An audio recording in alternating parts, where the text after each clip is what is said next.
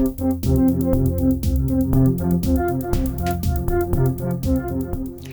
everyone, it's Elizabeth from Elvis Astrology at elvisastrology.com. Thanks for joining me today.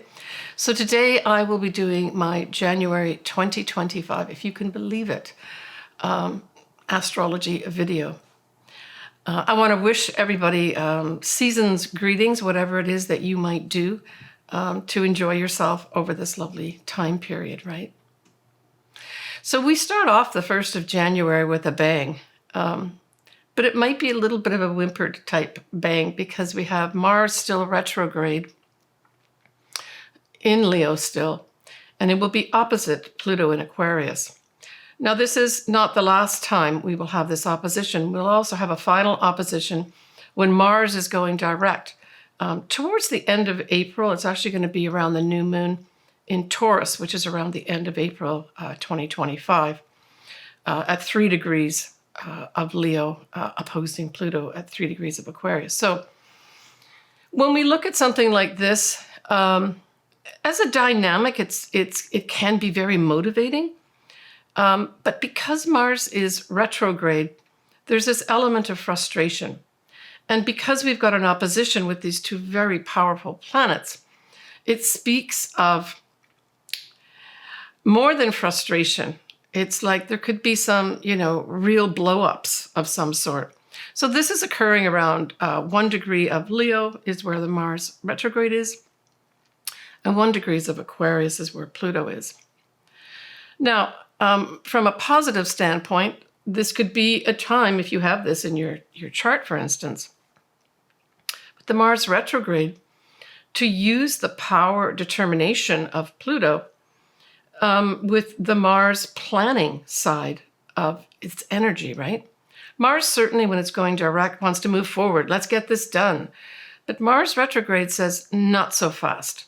So there's going to be a buildup of frustration potentially here with this setup. And of course, the other thing is potentially accidents could happen too, right, at this time. Now, on that same day, we have Jupiter will be forming a square with Saturn. And there's two sides to this energy too. So this can bring in frustration where you want to expand to do what you want to do in terms of building structures. And this can apply to on a general mundane level in the world as well as to us personally. But the way you could use this is if you're trying to build something, right? Create something, maybe literally a structure. Because we've got the energy of Jupiter, which is expansive. It wants to grow. And then we have the energy of Saturn, which is the opposite. It wants to condense things. It might want to delay things. It might want to consider things. But if you think of putting both these energies together, this can be effectively building something like a structure or building structures. Now, Jupiter can represent foreign people, foreign things. It can also represent travel. So it's possible that there may be some travel difficulties around this time too. We've got that Jupiter is in Gemini, right? So Gemini does talk to short distance travel mainly, but Jupiter itself represents long term. So it's travel generally speaking. There may be some frustrations here. Communications may not work. Maybe some communication system will break down with regards to travel. That type of thing. And just plain frustrations dealing with things like travel, right? Now, our first lunation is going to be a full moon in Cancer. It'll be at 23 degrees Cancer, 59 minutes. So we're looking at 24 degrees of Cancer on the 13th of Jan at 2:26 p.m. Pacific Standard Time.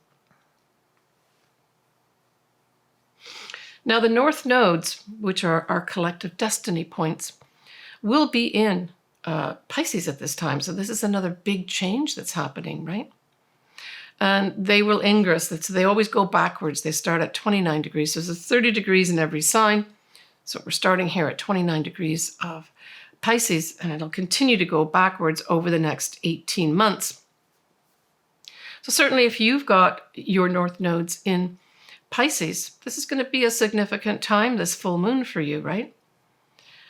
because it does form a loose trine, right? So we've got the moon at 24 degrees of Cancer, and then we've got the north nodes at 29 of fellow water sign Pisces. So there could be some nice energy turning up here with regards to our destiny path, right? And especially as we look at our destiny path with great compassion, right? At its positive side, Pisces can be very much about compassion, service to other, charity for other people. But then, of course, with every planet and every sign, there are many sides to it. This can also bring in deception. Now, we do have the moon forming a trine, so this is beautiful energy. I think this may be some inspirational things that happen here at this full moon. And perhaps there will be things related to anything to do with mothering, motherhood, that type of thing, right? And certainly Cancer also represents compassion and nurturing. We have at this time Venus will conjunct Saturn, as well as Neptune. But Venus squares Jupiter. And most notably, of course, this moon conjuncts Mars retrograde. So here we're having Mars retrograde come back into the picture. And so this certainly can bring up irritations, emotional irritations at this time, right? And the degree points we're talking about here is 23 of Cancer, or 24, and 27, which is where Mars retrograde is. Yeah, I would say that if you find yourself just getting irritated or growing irritation, that would be a natural feeling with this conjunction of the moon and Mars retrograde. Take care with that, though, right? So if you're going to be putting yourself in situations with people, or a situation where you are already amped up, you might want to do a little bit of meditating, maybe go for a quick walk, take some 10 breaths, that sort of thing, before you let out some emotional type of energy that may not be constructive. Now, that Mars retrograde does trine both Neptune and the north node. So again, this is a nice support for our destiny paths, right? Especially our destiny path from the standpoint of a mundane level, a worldwide destiny, right? And again, if you've got your, you have your north nodes in Pisces, this could be a big signal for you. The Mars retrograde part of it may just have you thinking about what kind of inspirational things can you do for yourself, right? And so we're talking about here those folks that have their north nodes in Pisces. Now, when we look at the 16th of Jan, again, we have that Mars opposing the Sun. And again, this is an opposition. And so there could be, again, frustrations on this day. So we're talking about 26 Cancer, which is where Mars will be, and then 26 Capricorn in the opposite sign, which is where the Sun will be. The Sun being in Capricorn speaks to me of people that make the laws, people that have that say whether this is right or wrong, institutions, especially old institutions. There could be some battles going on here with regards to that, right? And just straight off frustrations. The positive side of this energy on the 16th of Jan is this marks approximately the halfway point of that Mars retrograde. And so this can also bring up ideas of potential action that you can take in the future. So there may be something come up for you that say, okay, I've been frustrated, you're trying to move forward with whatever it is you're trying to move forward with, but I'm getting this idea now of where I might be able to go, and where that might be able to go may involve people in power, right? That's the Sun in Capricorn. Here in the US, we have Inauguration Day of President on the 20th of Jan. The Sun is conjunct Pluto. I'm just going to go over a few of the aspects here. Technically, I believe it's around noon that the official time period is, but of course, all sorts of festivities and events will happen prior to noon, and that would be in Washington, D.C. We do have the moon at 18 degrees of Libra, but it'll be in Libra that day anyway. And of note, it does conjunct President-elect Donald Trump's own Jupiter that day. His Jupiter is at 13 of Libra.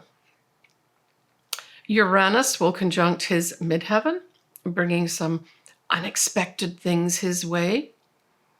And the Mars retrograde will conjunct his natal Venus and Saturn because they're conjunct in his chart. And note that Uranus will square his natal Mars, which conjuncts his ascendant, so it also squares his ascendant. So it says to me that there's going to be a big influence here with fairness, right? When we look at that moon in Libra, the moon can represent the people. And there's this desire for having balance and harmony. And so we may hear things like that. But Libra can also represent the law. So I'm just thinking there's some kind of laws or law that's going to be brought into our view at this time, perhaps by him himself. But there's some surprises for him on that day. The last lunation of the month is a new moon, and that new moon is in Aquarius at 9 Aquarius 51, so that you can round that up to 10 degrees of Aquarius. That's going to be on the 29th of Jan at 4:36 a.m. Pacific Standard Time. So new moons, says the moon and the sun are together. So happy new year for all my Aquarians. Nicely, that sun and moon trine Jupiter. Jupiter is going to be retrograde at this point in Gemini. And so this is a nice setup for what? Measured growth. And perhaps it's measured growth with something to do with Aquarian types of things. And this could be anything from humanitarian type efforts to anything to do with electronic media of any sort, right? YouTube, the internet. It could be a busy day if you've got something around this 10-degree mark of Aquarius. Certainly, I get the impression that the airwaves, are going to be very electric and lots of stuff being said at this time, right? With that big influences of Venus and Gemini. We also have Venus, Neptune, as well as the North Nodes, all in Pisces at this time. And so this sets up some beautiful energy with imaginings, dreaming about things. It could, if you're up for it, that Venus-Neptune together is like the ultimate love relationship, right? And for some, that might very well be what's going to happen here. Let me just take a look at the degrees for that. Yeah, so we're looking at that Jupiter and Neptune's 25 and 27 Pisces, respectively, with the North Nodes at 28. So we can say there's a big conjunction for sure. So if you have anything between, say, 25 or even 24 to 28, 29 of Pisces, this is a beautiful setup for romantic love. But if you're in the music industry or dance, this could bring surprising, fantastic energy to help you put something together that may actually lead you on your destiny path, right? Because we've got those North Nodes conjunct as well. It is a beautiful stellium for sure in Pisces. We have Mercury will be conjunct Pluto, and that's at 1-2 degrees of Aquarius. So this is some big news from, I would say, powerful institutions, powerful people, right? That's the Pluto part. And I would say in Aquarius, again, Aquarius is all about, anything to do with YouTube, the internet, any kind of electronic communications. And Mercury there, conjunct Pluto, says some very powerful pieces of information will be relayed at that new moon on the 29th of Jan. We have Mars retrograde is going to be making a wide trine with Saturn, and Mars retrograde will also make a wide sextile to Uranus. So I think that new moon is going to bring in, I would say, maybe surprises with regards to changes in our systems of government, which, of course, we are going to be having a change on the 20th, so it follows. But there may be some pretty significant efforts put in here at this new moon to have new starts with regards to that. Now, the fly in the ointment is that Mars is still retrograde. So I think there's going to be some little bit of big or small blow-ups because you can't do what you want to do. You can't make those changes that you want to make. Mars retrograde will also do a wide trine with Venus. And so this is really nice with regards to, I get the idea here of quiet love, somebody expressing their love maybe through not outward means because we've got this Mars retrograde, but maybe through a letter or a kind word of some sort. On the 30th of Jan, we have Uranus will be going direct at 23 of Taurus. So we end this month of January 2025 with the idea of breaking free, right? With Uranus going forward. I almost get like rebellious energy of some sort as well happening at this time. Well, what about February? Let's take a quick peek at that. The full moon will be in Leo, and Pisces, you will have your new moon in February. Mars will go direct at 17 of Cancer, and that's towards the latter part of February. And Jupiter will go direct. So February is looking pretty optimistic too, with regards to being able to move forward. So January still may be a little frustrating for those folks that want to move forward. But hey, we're going to have Mars going direct towards the end of February. Just look forward to that and plan for that, right? That whole Mars retrograde is great to use for planning.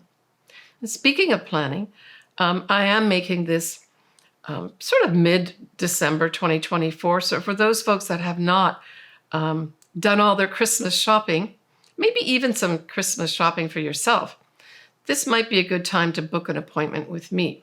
And there's a combination of different things, starting at $50 right up to well over $100, that kind of fall into everybody's price range, depending what you want to do and the money that you have. You can send somebody a gift. If you'd like me to do somebody's chart as a Christmas gift, just shoot me an email at elpasastrology at gmail.com. All my contact information in that is below here. And we can go from there and I can contact them. But I'd like to do this for you too. This might be an ideal time to nurture yourself, right? So I'm making this video right around that full moon in Gemini, a good time to consider to nurture yourself and have compassion for yourself, right? I look forward to that. All right, next I am going to do individual sign readings for your ascendant and or sun sign. I suggest that you listen or watch for both your ascendant sign as well as your sun sign. They're both important in your chart. The first one, the rising sign, really gives you a better understanding of the areas of life. And remember, these are general forecasts, right? To actually see how it affects you, you need to look at your natal chart. And especially the lunations, are they close to a conjunction or opposition or trine or square exact, right? Otherwise, sometimes these things can go by without really anything happening. So Scorpio, that full moon in Cancer is in a fellow water sign. So we know it trines your sign favorably. And we have that Mars retrograde, which is one of your rulers, it's your modern ruler, conjunct that moon. Yeah. Just see what actual house that's going to be in for you.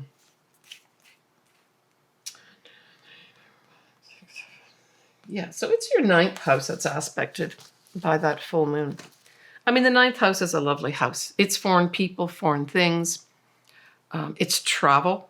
So for some Scorpios, you may literally be wrapping up some travel of some sort. Maybe you took extended holiday leave and, you're coming back from a long distance trip of some sort. There may be some frustrations for those Scorpios that are doing that with the Mars retrograde conjunct that moon. So I would say if you are doing something like that, Scorpio, have a plan A, B, and C for those that are doing the travel, especially long distance travel. But the other thing is that this can rule things like, hey, for those that are looking for a green card or some visa application to be approved, that full moon can bring it in, stamped, right? For others, this could be you seeing the end of an advanced degree. Yeah. For others, it could be a wrap-up of a legal matter, very positively, by the way. This is a trine, so this is favorable energy being beamed your way. And still others, you may be publishing something. And publishing something doesn't mean you have to be like literally publishing a book. It could be publishing something that you've been working very hard on with regards to, say, something the company you work for needed, that you get the green light to get this published now. Yeah. Overall, I would say, Scorpio, this is you wrapping up some travel of some sort or something to do with foreign people. When we look at that new moon in Aquarius, Scorpio, that squares you and involves your 4th house. And remember, at this new moon, you will also have Mercury conjunct Pluto in that 4th house. So this just says to me that you've got some challenges with regards to the family, maybe specifically to the mother, or a home, your family home or your own home that you have right now. So you wanting to make a new start, say for those Scorpios that are literally purchasing their first home, or even wanting to, say, rent a new home of some sort. There just may be some challenges you've got to overcome to make that happen. Now, I would say with that Mercury conjunct Pluto, seek out somebody in power to help you out here. Yeah, I mean, Mercury conjunct Pluto is powerful messages, powerful information to help you transform anything to do with the family, your mother, your literal home. Yeah. I mean, the other thing this could be, of course, is kind of in a projected form. So you may have someone like, say, I'm thinking, say, your mother is having difficulties at home, maybe difficulties due to advanced age. And this is a challenge for you because you've got to somehow help this person, your mother, overcome these. It may even involve you having to consider bringing your mother to your home to look after, or some, say, family member is in some crisis of some sort, and you've got to step in to handle it. Just think outside the box, get a win-win situation going, and look to, like I said, look to powerful people to help you resolve this issue. So that could be looking to government, for instance. Maybe there's some government institution that can help you out to help your mother, right? So think creatively and think outside the box for those challenges, Scorpio. Take care of yourself. All right, everybody. I'm wishing everybody all the best for this new year, 2025, coming up. Sending everybody a lot of love and a lot of inspiration. We got a big influence of Pisces at the start of this year. And so that, to me, equates to inspiration, right? Yeah. Now, for those that would like to have their chart done, or maybe even their friend or a family member, please reach out to me. All my contact info is below. There's various things that you can do. Most of them are at most people's price ranges. And I look forward to that. That's one of my favorite things to do is people's charts. I will be doing a live presentation.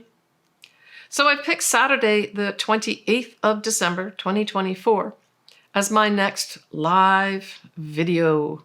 And I will be looking at 2025 and going through each of the individual signs. And of course, taking any questions or comments that you have. I'm really looking forward to it. We did this last year. I finally got it organized. So again, that's going to be Saturday, the 28th of December, 2024. I haven't decided on the exact time, but typically I do this around 11 a.m. Pacific Standard Time or California time, right? But I will put this on my YouTube website as a notification. Don't forget to set that bell, ring that bell on your YouTube account so you get all my notifications.